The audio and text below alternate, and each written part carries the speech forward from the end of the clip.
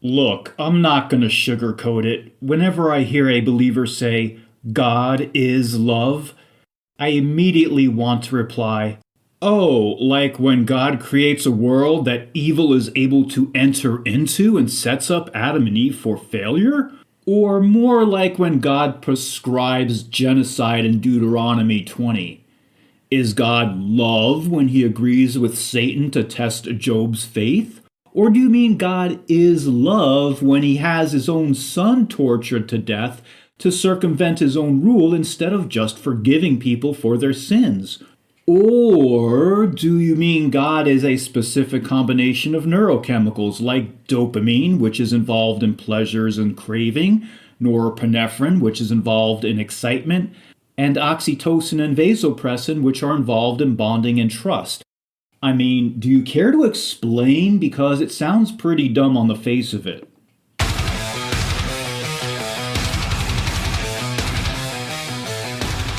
Welcome to Noah's Snark. I'm AJV, Atheist Josephina, and today I'll keep it short. What do believers mean when they say God is love? Well, it's not the last thing I mentioned in the intro because most people who use this line, some of whom I've known and have said it to my face, don't understand science very well, if at all. In some classical theistic apologetics, we can take the phrase to mean, among other things, love is not so much something God does, but is rather a part of his nature or his essence, even though believers say all the time, God loves you, as something God actively does, an activity he engages in. But the gist remains God's very being is identical with perfect, unconditional love, even though God's love is very conditional in all the monotheistic holy texts. Meanwhile, some actual theologians apparently believe God is the ultimate idea of love, like one of Plato's forms, but more relationship-like, I guess. When a believer says God is love, they're usually making one of the following claims. Number one, they're making an attribute claim, that God's very essence is perfect, eternal love, which is a metaphysical claim with no epistemological justification behind it. Or they're making a relationship claim. God is supremely loving, which according to the available religious texts doesn't seem to be the case. Or there's the symbolic claim. God represents the ultimate reality or idea of love, which is another metaphysical claim with no epistemological justification behind it.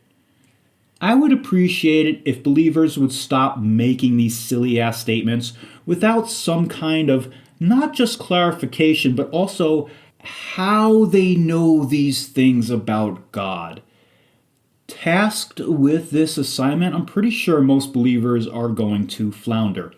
I'm also going to return to the biochemistry of love I mentioned at the onset of this little rant because without those biochemicals like oxytocin and vasopressin, norepinephrine and dopamine, no one can experience the emotion of love.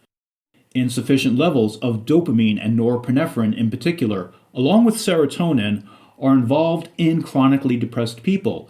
The most commonly prescribed antidepressants work by increasing serotonin levels in the brain to improve mood and regulate sleep and appetite. The chemistry of not just love, but our emotions in general, it's relatively well known to human biologists. So unless a person saying God is love means God is the right combination of biochemicals for feeling love, the phrase God is love makes little to no sense. So, for the love of God, stop saying it. Thanks. You've been listening to AJV, Atheist Josephina, on Noah's Snark. If you like these kinds of short episodes, let me know and I'll make more of them.